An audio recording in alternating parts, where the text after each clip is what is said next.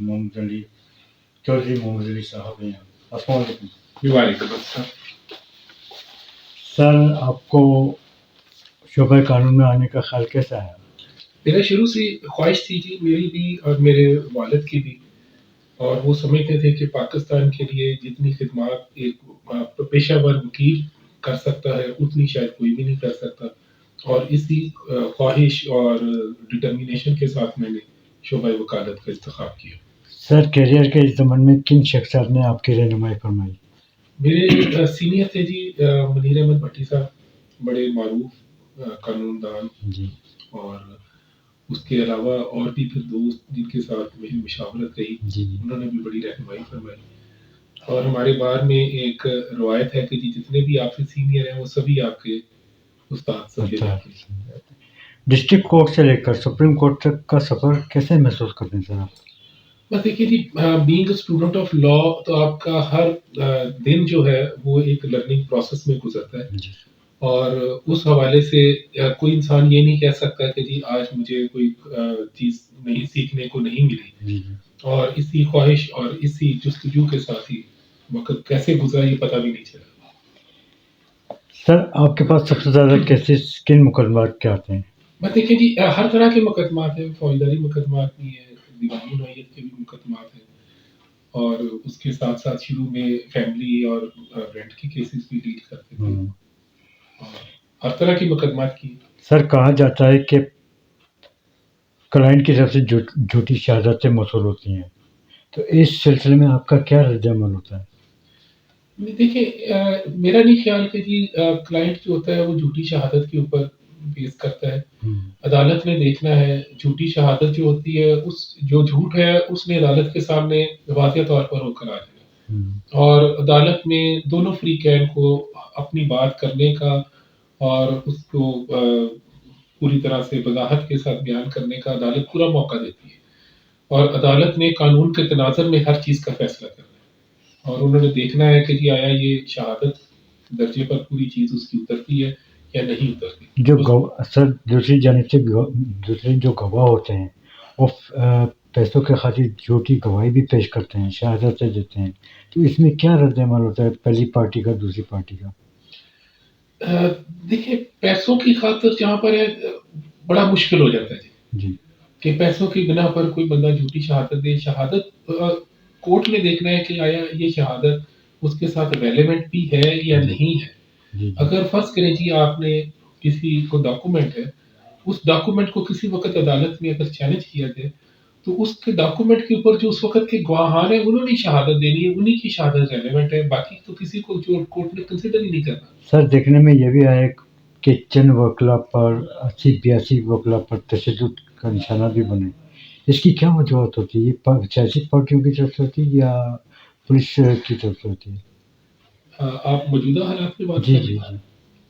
دیکھیے موجودہ حالات میں تو اکثر سیاسی وجوہات ہیں، جی. اور اس میں وکلا کی بہت بڑی کنٹریبیوشن ہے، نہ صرف آج بلکہ ہم سے پہلے بھی، اور ہمارے ساتھ جو ہمارے لوگ کنٹمپریریز ہیں انہوں نے بھی وہ بار کے لیے اور رول آف لا کے لیے بہت کوشش کی ہے.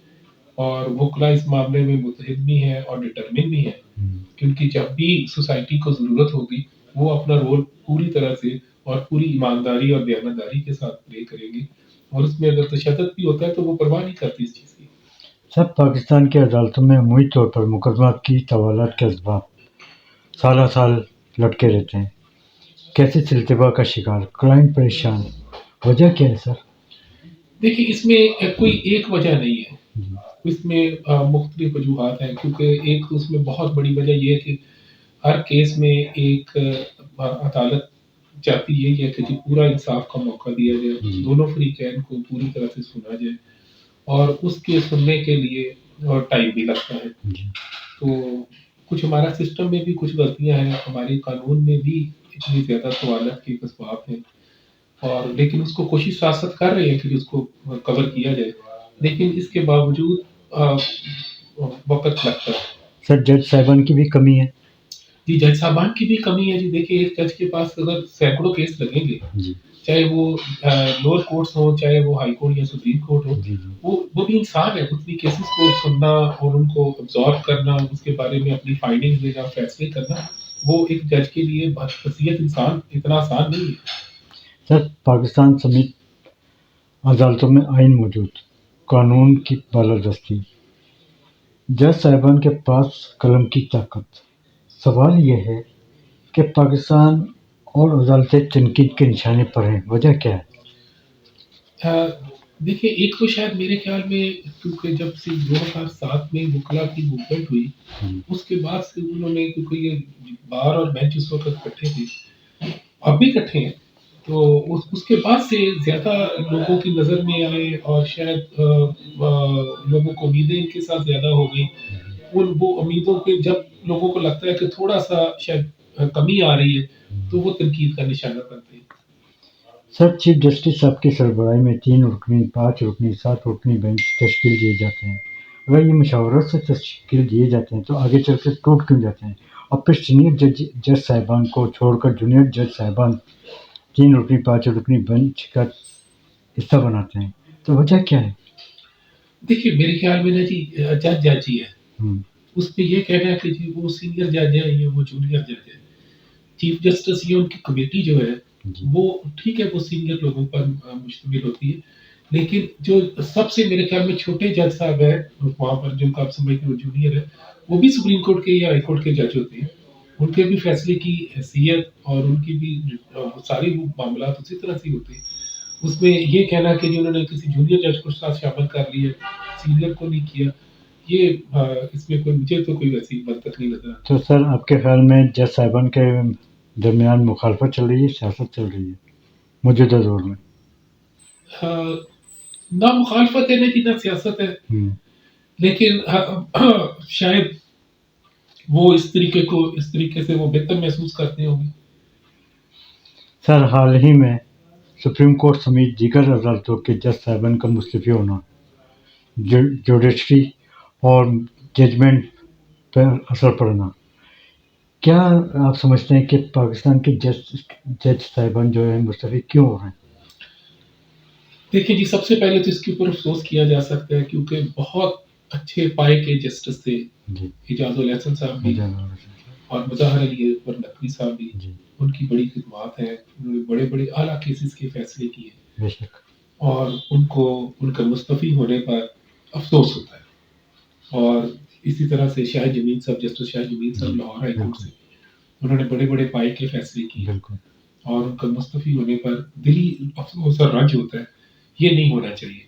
اور اگر ان کے اپنے آزادانہ مستعفی ہونے کے پیچھے اگر کوئی اور چیز پنہا ہے تو ہم افسوس کر سکتے ہیں اس کے اوپر. سر، ماضی اور آج کی عدالتوں کی ججمنٹ سمیت جو حالات ہیں، کس نظر سے دیکھتے ہیں آپ ماضی کے اور آج کی ججمنٹ؟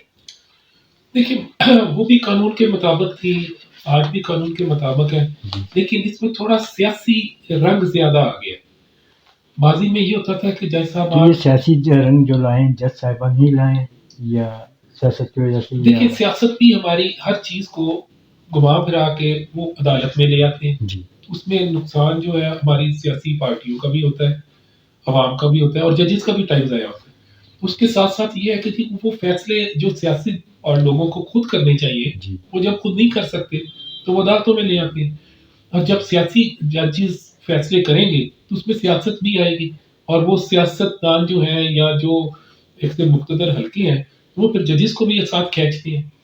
سر، وکلا برادری کا کردار اپنے کلائنٹ کے ساتھ، سوال یہ ہے کہ وکلا برادری سیاست دانوں کی طرح اپنے کلائنٹ کو سبزہ دکھا کر بھاری کی رقم وصول کرتے ہیں یا ان کے مسائل بھی حل کرتے ہیں؟ دیکھیں، اگر مسائل نہ حل کرتے ہوں لوگ، میرا خیال ہے کہ جی وہ وکیل کے پاس آئیں گے. یہ عدالت میں وکیل کے پاس جانے کے لیے وہ اسی لیے آتے ہیں کہ ان کو اعتماد ہوتا ہے کہ یہ وکیل میرا معاملہ حل کرے گا. اور اس میں بھی دیکھیں، جو میرا ذاتی نظریہ ہے وہ یہ ہے کہ ایک سائل کو بہت ٹائم ملتا ہے اپنے وکیل کے ساتھ اس کو کیس کو ڈسکس کرتے ہوئے، وہ کورٹ میں کس طرح سے جا کر اپنے کلائنٹ کو کی نمائندگی کرتا ہے، جو اس کو ریپرزینٹ کرتا ہے اس کا کیس کو. وہ اگر اس کو کسی لمحے پر لگے کہ وہ اس کے ساتھ صحیح نہیں چل رہا یا اس کے حقوق کی حفاظت نہیں کر پا رہا تو وہ اسی وقت اس کو تبدیل کر دیتا ہے. سر جیلوں میں قیدیوں کے بے تحاشا مسائل، قیدی جو ہیں بیماریوں کا شکار ہیں، ذمہ داری اسٹیٹ کی یا جیل انتظامیہ کی؟ کہ وہ تو ذمہ داری اسٹیٹ کی ہے جی اور اسٹیٹ کو ہی پوچھنا چاہیے. ان کو جیل انتظامیہ تو انتظامیہ ہے ان کو، لیکن ان کو فنڈز کی بھی کمی ہے. اس کے ساتھ ساتھ قیدیوں کے حقوق جو ہے وہ انسانوں، باقی جو انہوں نے جرم کیا وہ تو کیا انہوں نے، لیکن بصیت انسان تو ان کے حقوق ہے. جی اور ان کی جو ذمہ داریاں اسٹیٹ کی طرف ہیں، جو جیل حکام کی طرف ہے، وہ تو ان سے مبرا نہیں کیے جا سکتے نا.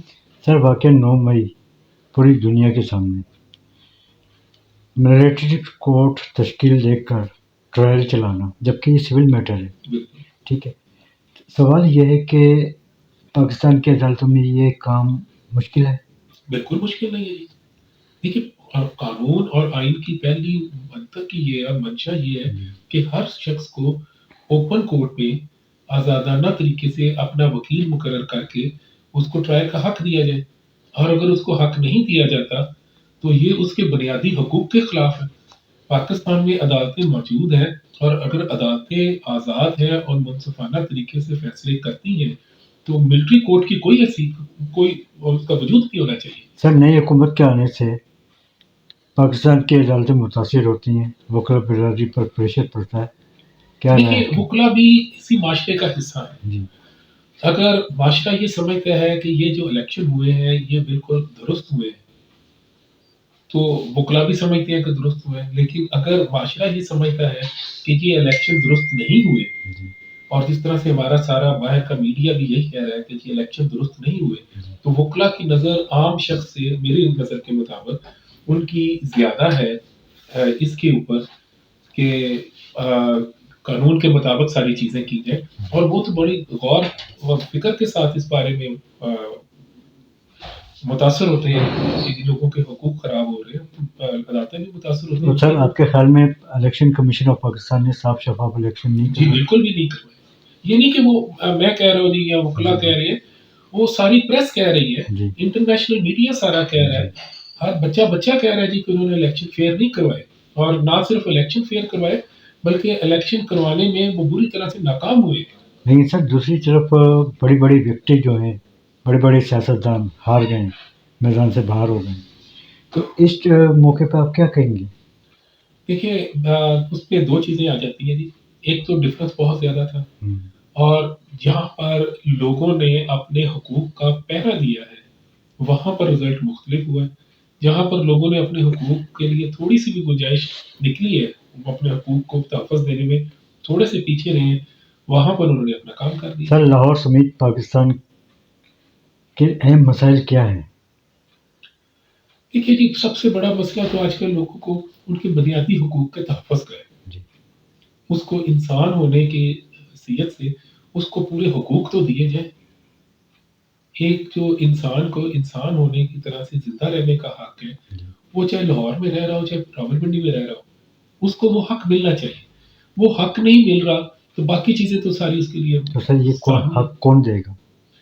دیکھیے حق تو ہماری اسٹیٹ نے دینا ہے، جی اسٹیٹ کی ذمہ داری ہے اور ان حقوق کی پروٹیکشن ہماری عدالتوں نے کرنی ہے.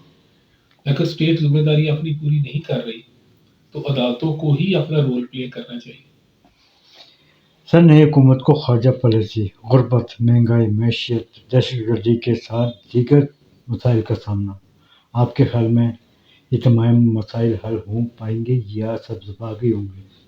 بظاہر تو جس طرح کی حکومت یہ دکھا رہے ہیں ابھی بننے کے لیے اس میں تو یہ سبز باغ سے بھی کچھ آگے چیز ہوگی. سبز باغ تو چھوٹی چیز ہے، یہ تو سبز باغ سے بھی آگے کی چیز لگ رہی ہے.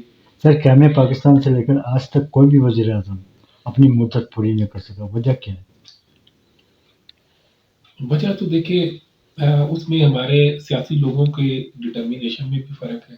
ان لوگوں نے ڈلیور نہیں کر سکے، ایک دوسرے کی ٹانگیں کھینچ لی اور اس کی وجہ سے شاید کسی کو موقع ملتا ہے تو پھر وہ مدت ان کی پوری نہیں ہوتی، حالانکہ ان کی مدت پوری ہونی چاہیے.